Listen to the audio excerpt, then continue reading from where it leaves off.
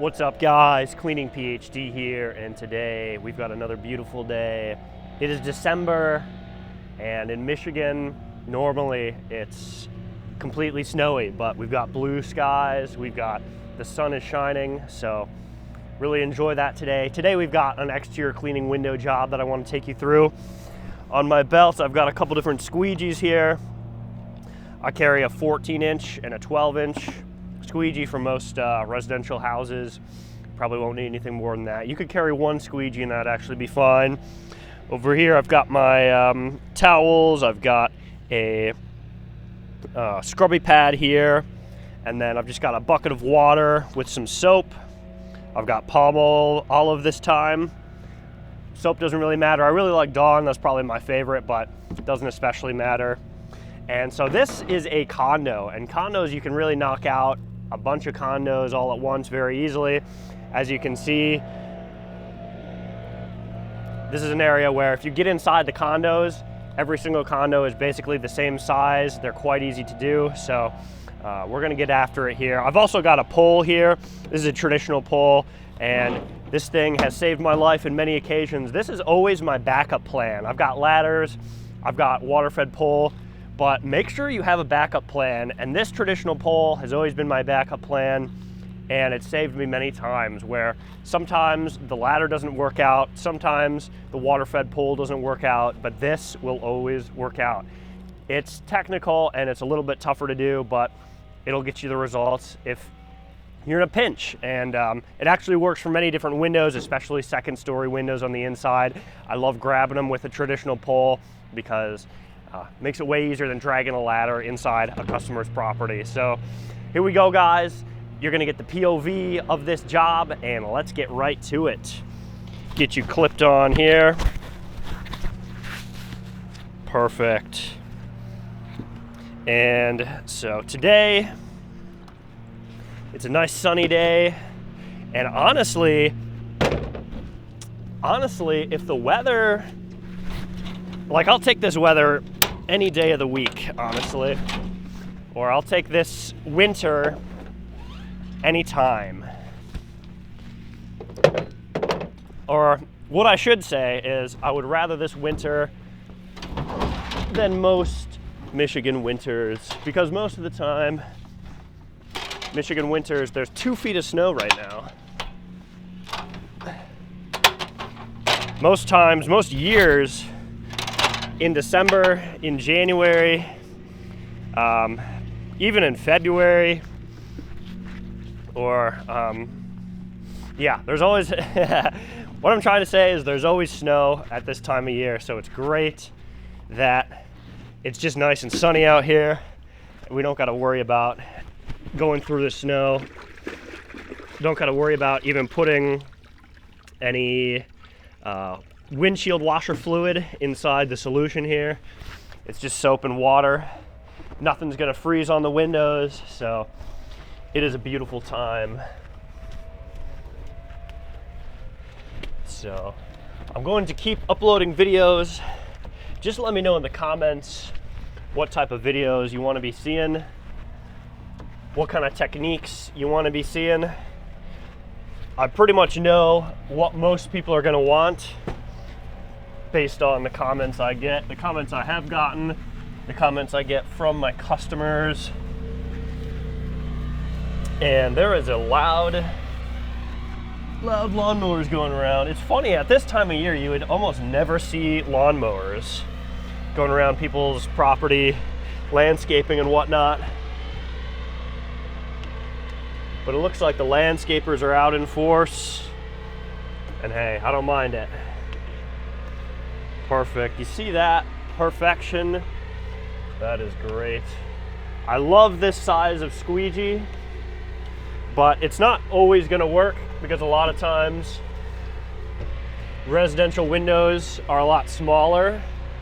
So a 14-inch squeegee might be a little bit overkill, but usually a 12 or a 14 is what most people are going to want in window cleaning for most residential type of jobs. 14 or 12. 18-inch squeegees get a little bit too big, and most of the times on these types of windows you're not going to be able to use them. Or you can, however, there's a trade-off with squeegees, and so that's what I can talk about today. There is a trade-off with squeegees. The squeegee sizes you get, obviously a bigger size of squeegee, the more surface area you can cover. That's pretty self-explanatory. A bigger squeegee, you're going to be able to get on the window more and grab more glass. Just wait for this to pass. Awesome. However, it's going to be less nimble, which is a big problem when leaving. It's possible to leave streaks and stuff like that. An 18-inch squeegee is going to be way less nimble than a 14-inch squeegee. However, it covers more glass, so big commercial panes of glass you would not want to use a 12-inch squeegee on, because it would just take way too long to clean the windows, because you're not covering enough surface area to actually get the window done in an appropriate amount of time. However, with a smaller squeegee, you're much more nimble, you've got much more control, and once your technique is dialed in, you're much less likely to leave streaks. So if you had all day, perhaps a 14 or 12-inch squeegee would be preferable on big pane glass. However, it's just not practical given how much time it will take. So that's something I want to reiterate. And it is just a beautiful day out here. We got the crews out here. There's like 6 people with blowers. We got people with mowers, and that's insane. You never see that this type of year. This time of year, there's normally just snow and nothing but. It's about 35 degrees. It's supposed to get up to closer to 40 degrees today. And it's also supposed to stay warm through the weekend. I haven't checked the weather past that, but 50 is this weekend in December. I'm loving it. I am loving it. I'd much rather be cleaning windows this time of year, and all year, honestly. I've often thought of moving to a different area where I can clean windows and do pressure washing. So here's a little example. You see this streak here? That is usually indicative of something being on the squeegee here, because when I came up, you saw the line in the middle of the squeegee. So that is not indicative of something on the edge, like a nick or something like that. So usually I just give it a quick wipe with my fingers. You can also give it a quick wipe with your scrubber here as well. So we're just gonna soap up this window again. And I do want to give you guys a tutorial on fanning the glass, because I think even as a homeowner, it would be worth it to learn the basic squeegee technique. Because if you're kind of a DIYer, you're in your 30s, your 40s, maybe your 50s, you have the power to clean all your windows quite efficiently. And I want to give you the power to do that, because window cleaning is very expensive.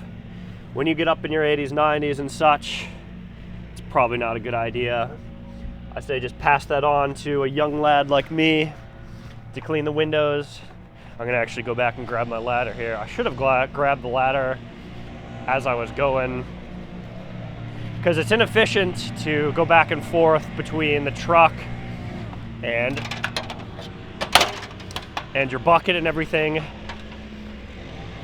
What's most helpful is if you just keep all your equipment with you and you're able to carry it as you go. This little giant here, I'm actually able to, as you can see, I've got the ladder in my hands, and I can also reach down and grab the bucket. So I can carry a bucket and a ladder at the same time. It is slightly awkward, but it's better than having to run back and forth over and over. So this job does not include screen cleaning, so we're actually going to disregard the screen.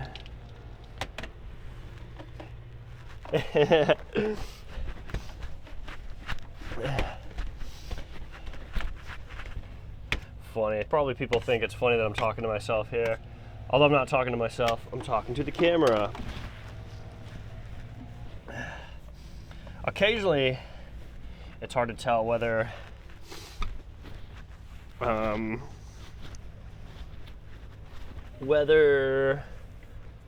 it's like a knock on the window, because sometimes certain things you do with the squeegee sound like a knock on the window, but it's just cleaning the windows.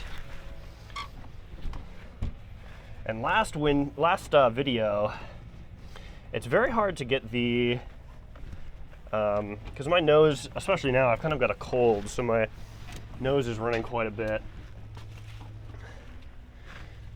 And it's hard to get all the mouth noises and all the nose noises off of the video. If you have any suggestions, let me know in the comments, because I am still a baby videographer. I'm more of a YouTuber. I'm not some videographer making movies or anything. I just want to make satisfying, informative videos that look fairly decent and sound fairly decent. But I don't think I'm ever going to be making window cleaning movies or anything.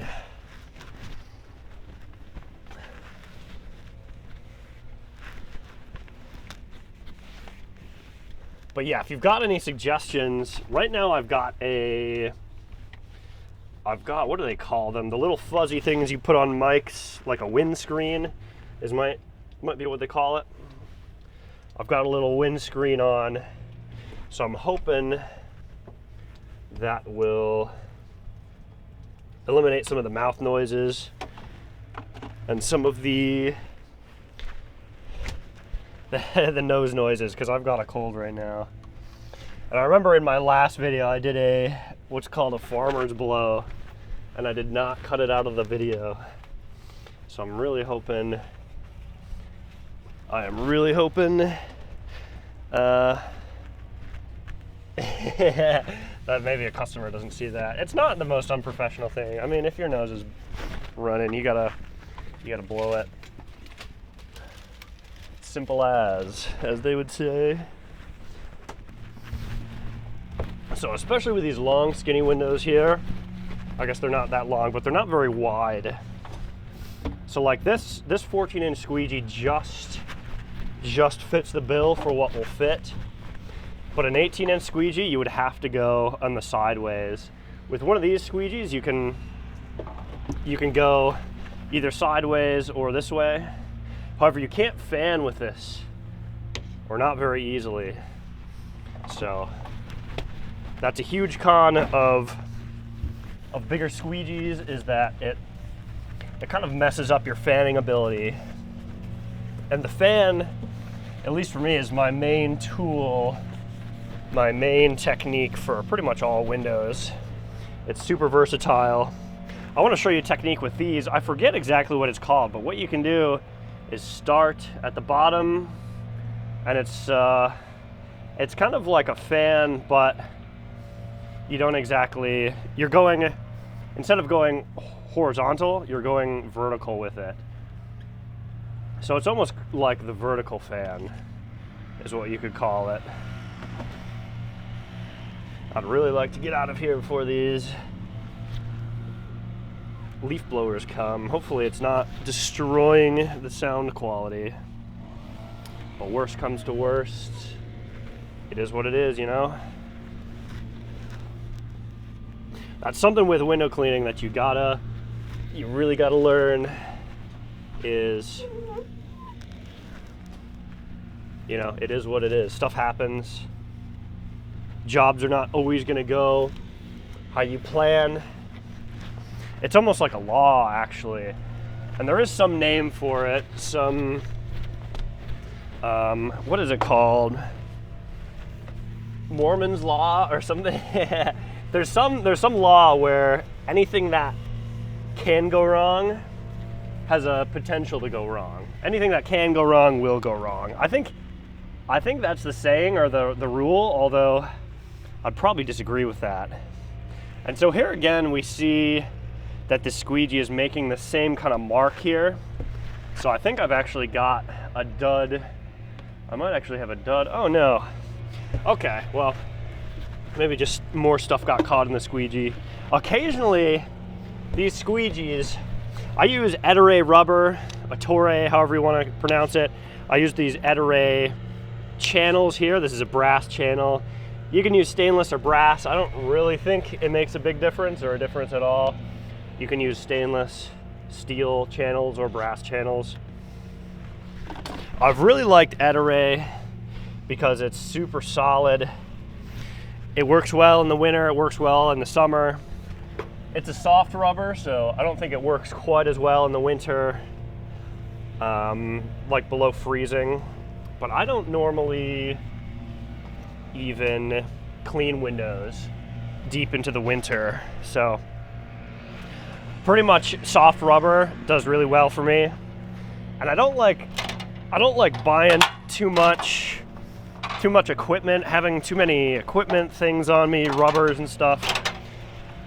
And you can see this window has hard water.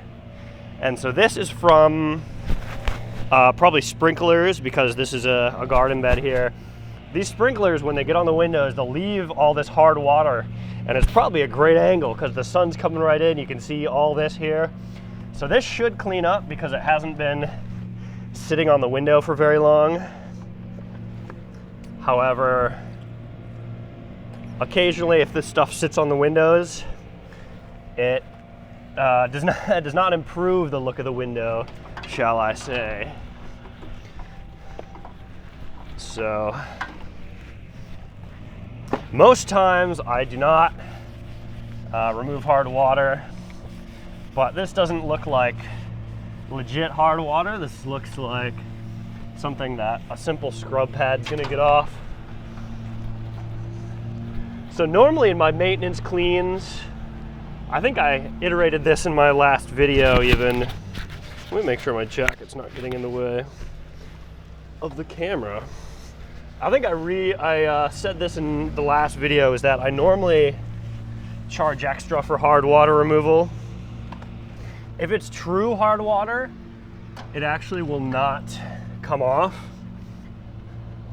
But this is not true hard water, or it hasn't been sitting there for very long. So you can see even now, there's some along here.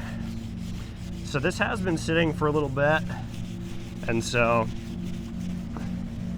you definitely want to angle. What I tell customers usually with hard water, so true hard water, you're gonna have to get a chemical to get it off, One Restore, or there's DIY options that customers have told me about, like lime remover, something like that, LCR or CLR or something, I forget exactly what it's called.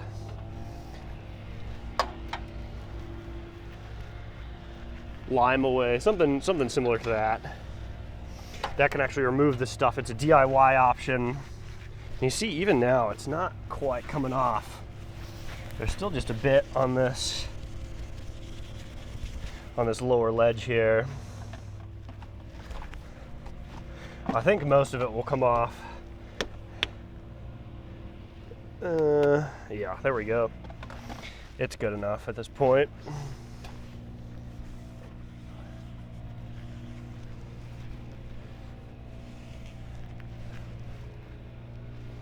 And just make sure everything is detailed. So what I normally tell customers is that hard water removal is not included in the cleaning. And I just like to stress how much better it is working throughout here without so many plants sticking up, because usually all this is covered in plants and foliage and bushes are coming up and everything. So it's a lot easier working through here without dealing with all that foliage. Because especially when you're doing traditional window cleaning, that is one of the main things that becomes super frustrating and immensely tiring, is working through all the bushes, working through the foliage, trying to figure out a plan of attack, trying to get your ladder balanced. So in a way, that is precisely why I love the water-fed pole, because all these windows here, you can stand out past all this foliage, all the garden and everything, and you can just simply clean the windows. But with something like traditional, it's going to be a lot more difficult. So in the winter here, it's not too big of a deal, but occasionally, especially in the summer when I've got to do homes traditional style, that is something you've definitely got to work around, is all the bushes and everything. So that is why I love the water-fed pole. However, you know, after using the water-fed pole for about 2 years now, I've got some complaints. People, a lot of window cleaners, what is this? Sometimes it's hard to tell what's on the inside, what's on the outside. A lot of window cleaners, they will swear by the water-fed pole. Up and down, left and right, they say it works no matter what. But I totally disagree with that. I think the water-fed pole, it's very good when it works. Let's just say that. The water-fed pole is beautiful when it works. However, there's some situations with the water-fed pole that I am not a fan of. So I do not think the water-fed pole is the be-all, end-all of window cleaning. I think there's still a huge place for traditional work. There's a huge place for pole work as well with the water-fed, and disregarding the water-fed pole. So that's a lot of times why I say that you want to have different methods of cleaning windows in your pocket. All right, so you've got the traditional, you've got the pole, you've got the ladder. I guess the pole and the ladder is traditional, but basically you want to have a few different types of ways to clean the windows. Oh man, these little giant ladders can be quite awkward to work with. So yeah, you want to have a few different ways in your back pocket to clean the windows.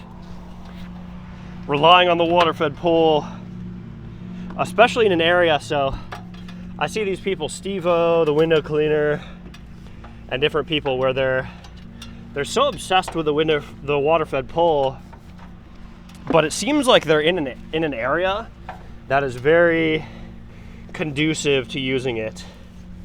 And what I mean by that are several different factors. Mainly, I guess not mainly one, but mainly a couple different ones. So the first one is hardness of water in the area. So around me, it's very common to have water at, 200, 300, 400 parts per million. All right, 400, 200, 300 TDS. Different things with the water-fed pole. You're going to run into problems with your DI. You're going to have to change your filters more. Around me, there's rusty water. There's water that looks like iced tea. There is water in 200, 300, 400 pp TDS, parts per million PPS. So that is actually not very great for the water-fed pole. okay? And you will be changing your filters often. You're going to be buying more resin often. You're going to be changing out your reverse osmosis much more often. Sorry, I gotta show you sometime. There's a technique I use to collapse this ladder where it's fully extended, and I hit these two unlock buttons, and the window the ladder just comes down at me, and so I've got to grab it with my hand. And so sometimes it can be scary, especially when it's a little bit more extended like this. It's a bit scary. So, yeah. So the first point about water-fed pole is the filters. If you're in an area like me where we've got high TDS, you're going to be pretty strapped on filters. You're going to be buying more filters. You're going to be changing out the carbon filter more. You're going to be changing out you're going to be changing everything more, the filters, and probably an even bigger problem with the water-fed pole.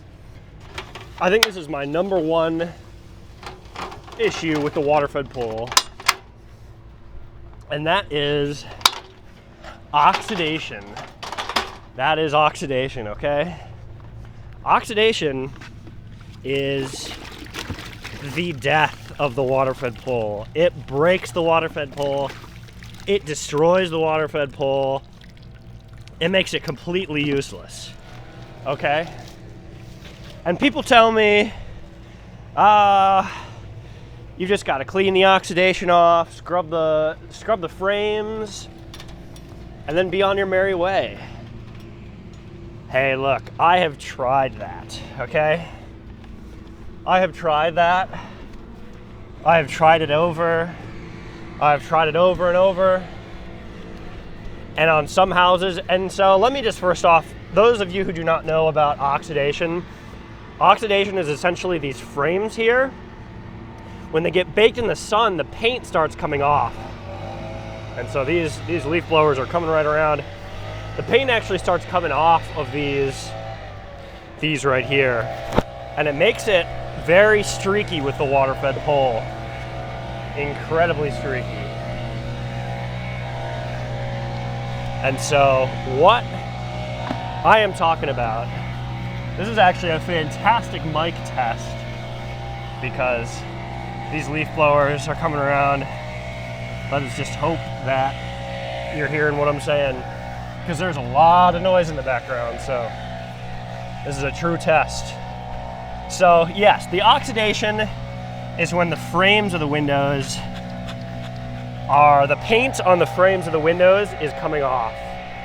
So on this one, there is none. And how you test that is you can actually go up and wipe it with your finger, and you can see the paint that comes off on your fingers. You can also see on your squeegee, if you touch the frames, you'll be leaving a lot more white streaks and things like this.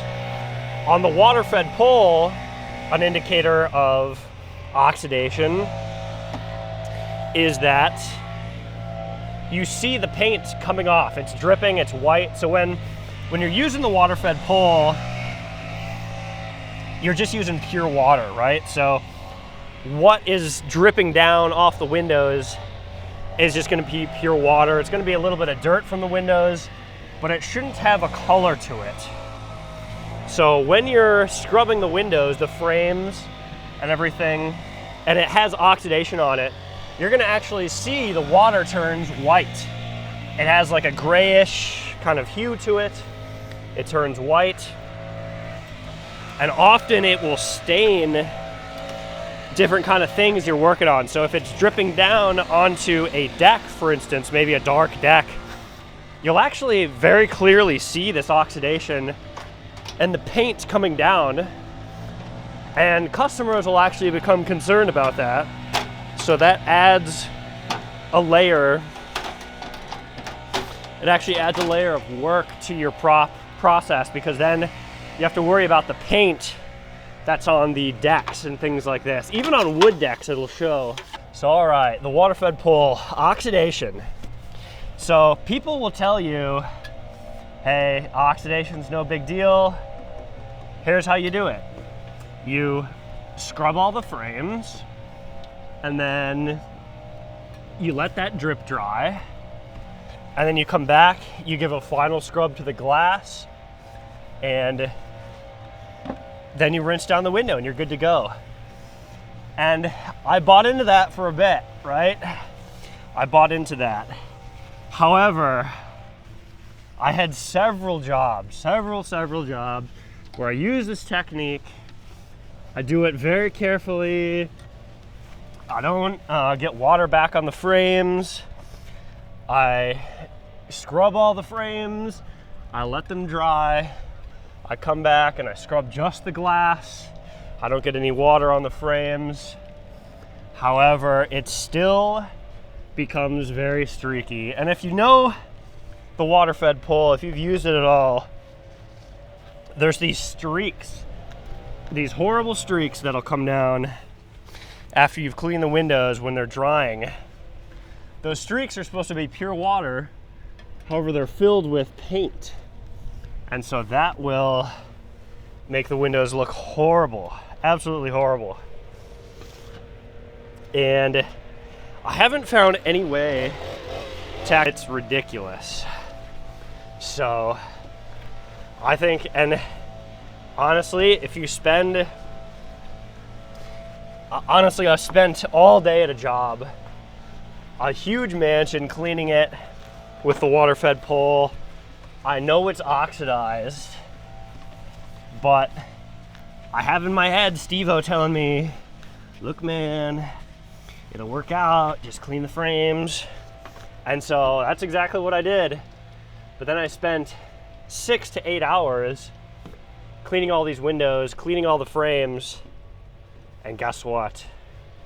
You come inside and those windows look horrible.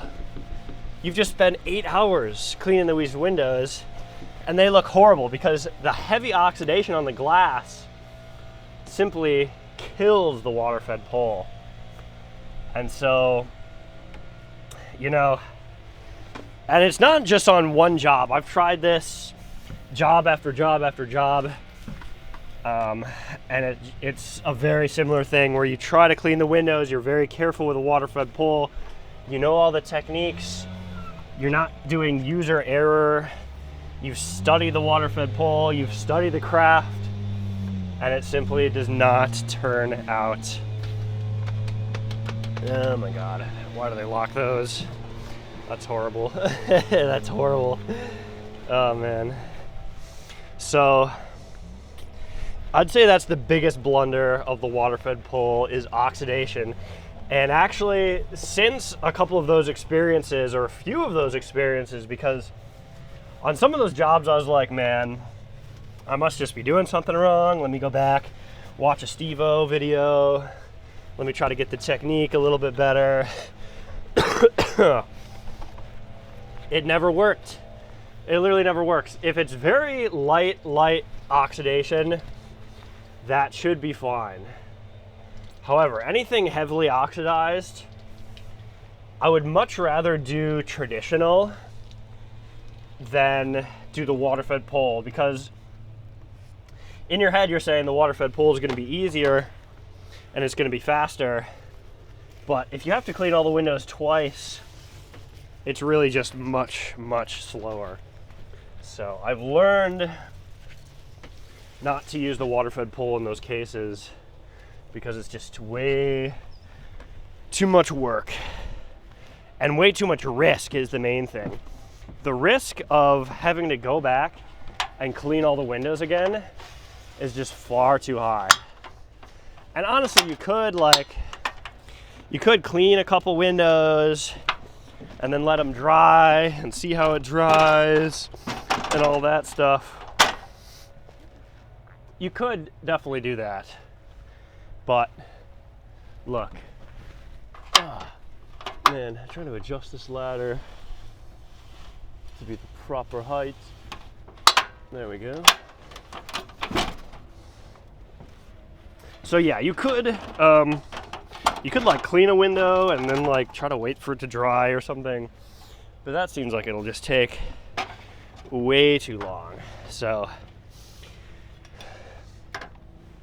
what I've done now is anytime the windows are heavily oxidized, or certain types of windows, you can just tell sometimes these what do you call them?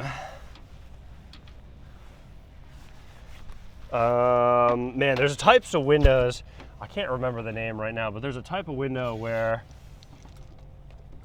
the frames, maybe, I don't know, maybe the type of window doesn't actually matter, but the type of manufacturer that builds certain types of frames, as well as the house, and what windows are baking in the sun. Maybe the whole house bakes in the sun. All right, and these windows are 25 years old. All right, and they haven't been changed. There's never been any oxidation removal on them. I would actually love to see a Steve-O video where he could get those windows clean without any streaks, without any, just get them to look good. Because in my experience, it's next to impossible with oxidation to get them to look good with the water-fed pole. So look, that's that's my experience here, and maybe people have different experience, but I'd say in a situation like mine where you've got these houses might be mansions, they might be very old with lots of oxidation on them, you're gonna look like an idiot, and I have looked like an idiot, cleaning all the windows for 6 to 8 hours. And then you come inside, none of the windows look good. The customer's like, are you an idiot?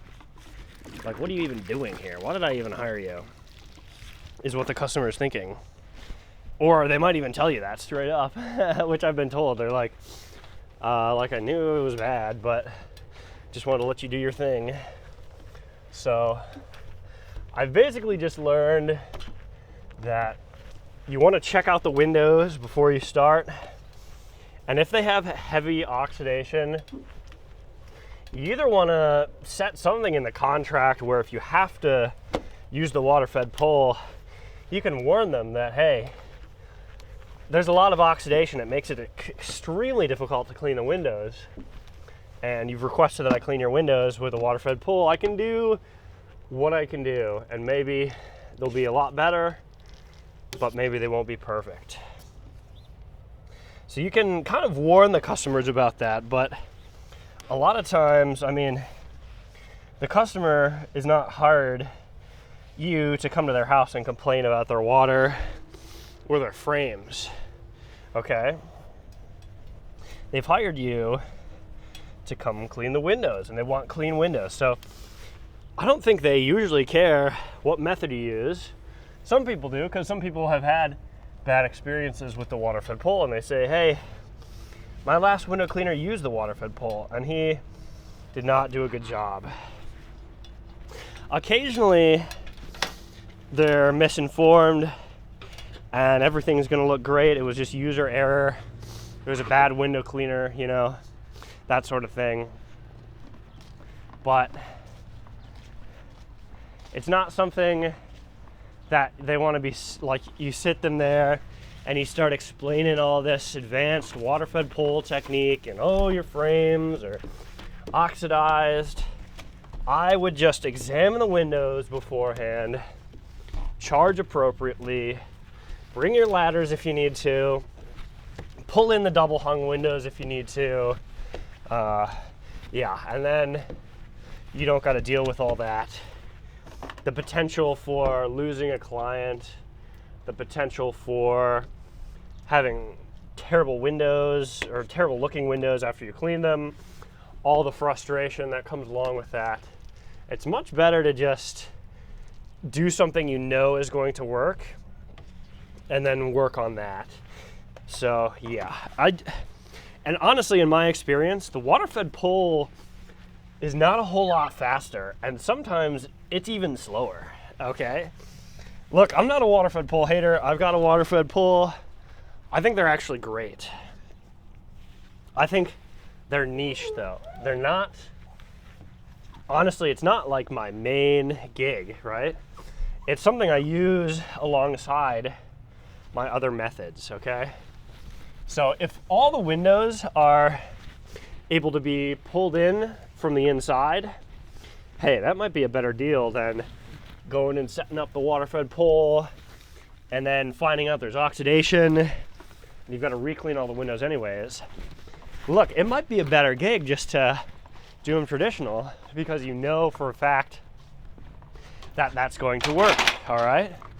So, oh man. So just keep that in mind when you're using the water-fed pull. Look, and I'm not a water-fed pull hater.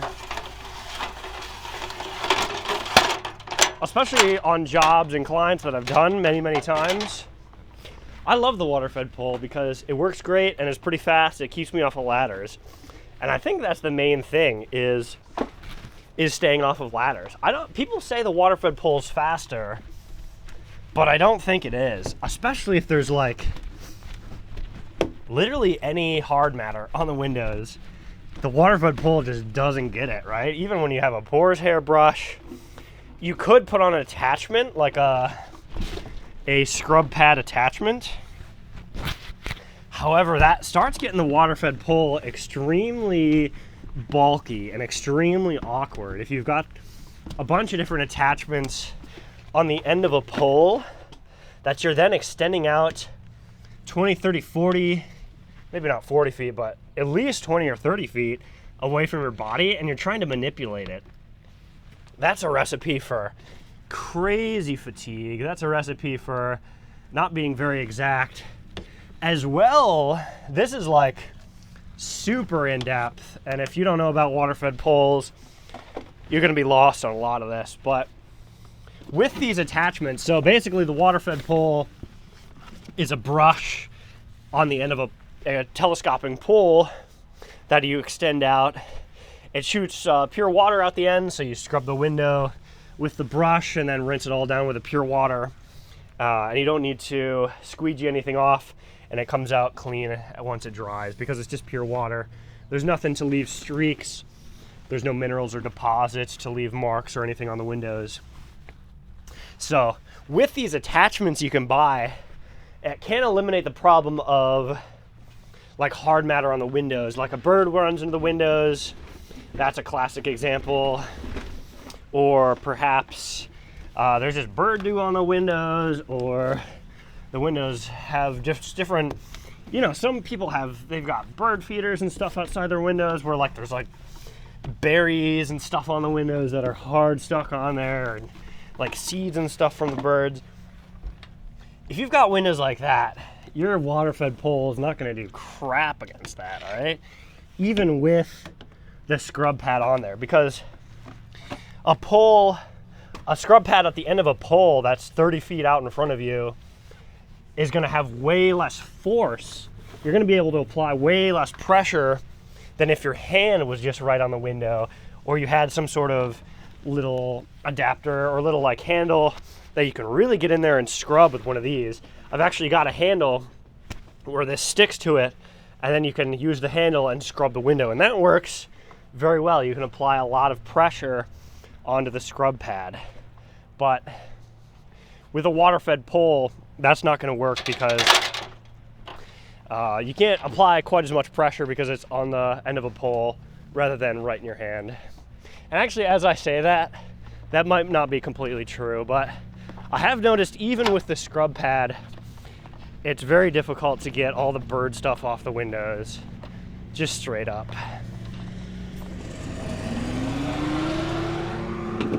So, hey, this is the end of the video.